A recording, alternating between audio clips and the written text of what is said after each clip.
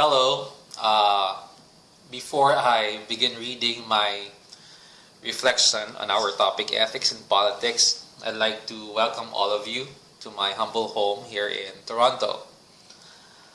Well, the title of my reflection is Politics is Ethics, Ethics in Action, Random Thoughts on Ethics in Politics with Levinas and My Social Sciences. Well, here it goes. It took me a while to reboot my mind because it has become rusty doing data entry here in Canada. I don't critically use my mind now as often as I would when I was still teaching there, or even just being in the academe amidst philosophers and persons who love to think and think critically. My environment, my context here is my issue.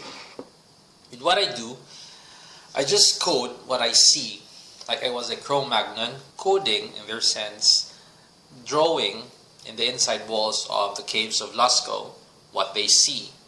They code their hunt in colorful drawings. I code document information like dates, titles, authors, and recipients blindly. Information that does not require me at all to think.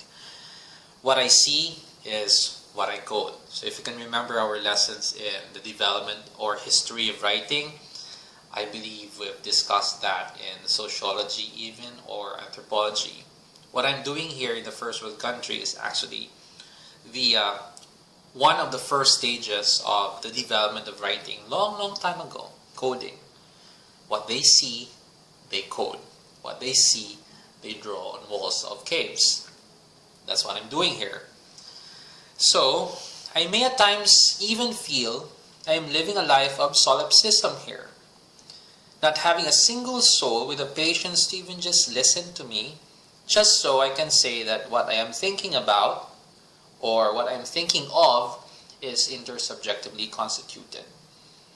So, probably I'm a schizophrenic here in some sense, because people doesn't want to listen to me here. And so it took me a while to actually give this topic a shot. Thanks to J. Michael Cordero for sharing this opportunity to be able to share my thoughts about this topic. Actually, this is my sanity. So these are my random thoughts on the topic we're exploring, having also in mind, since Levinas' thoughts are central to our gathering, his ethics, along with the things I have learned from my social sciences.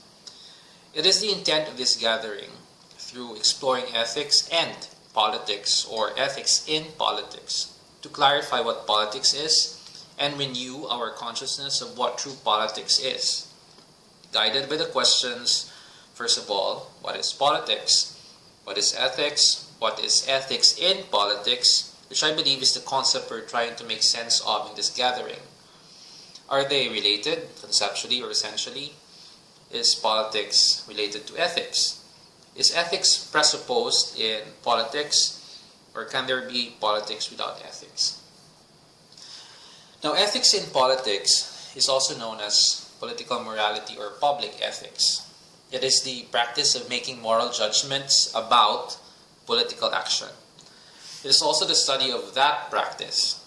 It tries to look at the ethics of practice or ethics of office.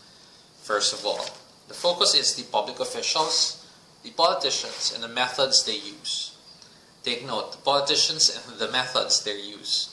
So right then and there, we see an issue already. The other is ethics of politics. So the first one again is ethics of practice, and then or ethics of office. The second one is ethics of policy, which looks at the policies the government is making or the laws. In some sense, in this practice, ethics or the ethicist acts as a guard dog, the moral judge, if not the gadfly of society.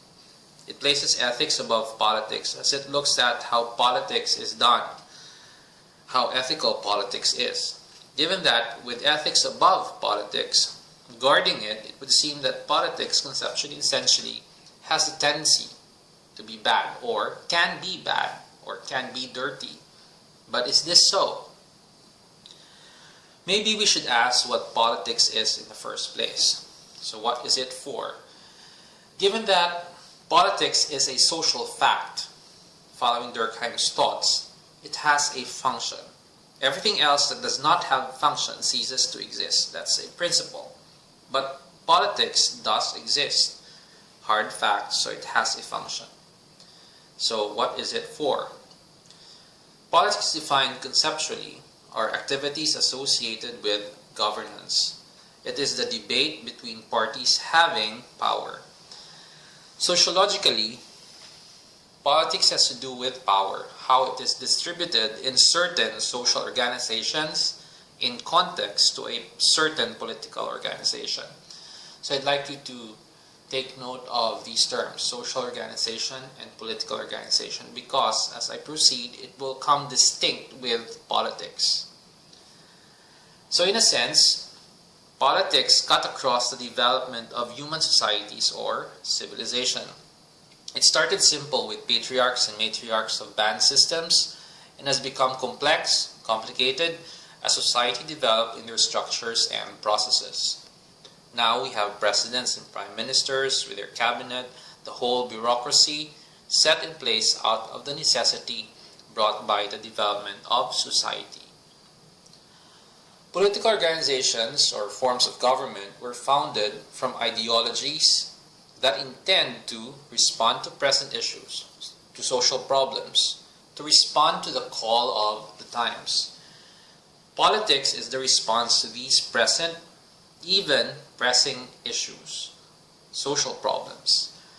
Politics is the response to the call of the times. Given that power and its distribution is intended to respond to the call of the times.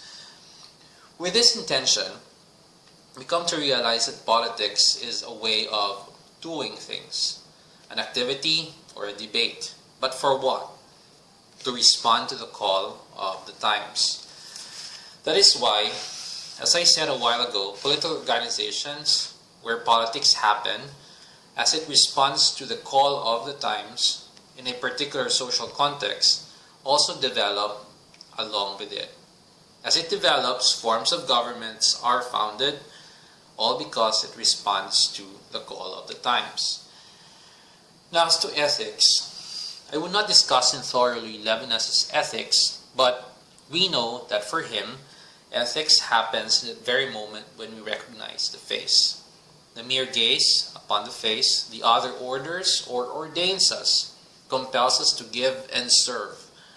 It bounds us to respond. It becomes our responsibility to respond in that very encounter. Take it or leave it from our personal experience of same, to that when taken all together, all the sames, becomes a communal experience, a social experience. All of us in society are bound to respond to the other. To Levinas' term, it becomes a human sociality. Politics then is the collective response to the call of the human face, to the face of humanity. Politics then is ethics. Politics as a response bound by responsibility as we do the way we do things, the activities, the debates of and in political organizations, of governing our governments to respond to the call. Politics is ethics in action. Having pointed that out, as to the question whether politics is related to ethics, whether ethics is presupposed in politics, and that can politics be without ethics, I would say this. Conceptually, politics is ethics since it responds to the face. It responds to the face of humanity at the very moment of encounter. We have seen this, though unconsciously in its development as societies develop, as populations increased, and as human problems, social problems, become complex, become complicated. We responded instituting political organizations to do politics. So there's a distinction already. To respond, to put things in order, to put our day-to-day lives in order. Essentially, politics is always ethical. Its act of doing things, or politicking, as it is the response to the human face, is always good. It is authentic. If not, then to Levinas' thoughts, we become inauthentic. Politics is essentially good. Our judgment of what we do to respond, why we do things a certain way to respond, how we should do things to respond is good, always good, and is directed toward good, to better. As it responds to the face of humanity, what is real in society, what can be perceived, what we can see and hear actually in governments. That is something which is the face of humanity. And to work for what should be our ideals, our goals, what we want to happen in our society. The third question is now very tricky. Can there be politics without ethics? This question is grounded on the fact that we see people doing politics. In short, our politicians are doing isn't really going the way politics is or should be conceptually and essentially. Reality bites. Or I should say, perceptions bite us. The negative associations we have of politics are molded by what we see and hear, by what we perceive, basically, what we witness. This is unfortunate. But is this so? It is so easy for us to just say politics can be bad, that politics can, or even looking from now how it is nowadays, is dirty. That Philippine politics is dirty and no hope at all. Thus, we need a practice or a study called ethics in politics to guard us, to be our moral judge, to tell us what to do. But is this so? Truthfully, I am bound by my perceptions as well. I could not see beyond my perception, and I am afraid to bring my random thoughts deeper, that I might fall detached from reality. And I might fall to the trap of being theoretical, that I might be too abstract as opposed to how Levinas see ethics in the very encounter as concrete experience. Can I see politics distinct from corruption, from vote buying, from political killings? Are these social problems politics, more so political in the real sense? Can politics be without ethics? My answer is no. Politics is conceptually and essentially bound to ethics, and I would say even vice versa. It's like head to hand. Head ethics, hand politics. They help each other, complement each other in ordering things, in responding to the face. So there's no other side. There's no true or false side. There's just politics, one and true. This appears naive if I speak before people who may not have the idea of Levinas' thoughts and have been bound by what they only perceive, by what they see and hear in politics. But this can be radical. An indubitable hope we have for those who understand Levinas that things will fall into place. Now, how should we understand and perceive dirt in politics? Which now we should qualify not as politics anymore, but dirt in our political organizations and government. If politics is ethics in action, if it is ethical, how can corruption, among all the rest we can enumerate, for instance, happen? We can approach it the common way we do, pointing out to the individual, the politician, which eventually, in the long run, stain the real intent, the concept, and essence of politics, which is to respond to the call of the face, the human face, and the face of humanity. But what now of corruption? Where the hell did it come from? How the hell did it creep into our halls of our political organizations? Corruption happens, but it is not synonymous to politics. Radical, right? Vote buying, cheating, political killings, though in a sense are affairs of political organizations, is not or are not synonymous to politics. The moment we do things as such, politics, by concept and essence, has already ceased. I will not say we do not participate anymore in politics because it grants the act still within the idea of politics. I should say, the moment we do such things like corruption, vote buying, political killings, we did not do politics anymore. The moment we do that act, we're not doing politics anymore. to the point of intending and the moment of doing vote buying. For instance, we become, to Levinas' thoughts, inauthentic already. We deliberately decided to refuse the face. We deliberately decided not to respond to the face of humanity. Plain and simple. The same ceases to respond. With this, there is a distinct but thin line the way we see or perceive politics. What we see is the political organizations, the structures in place, founded as societies develop. What we see are the processes that we follow as societies develop. And with these structures are the people. With these processes are the people. The politicians who should perform politics. But, as many of them did, they ceased to respond. They ceased to respond.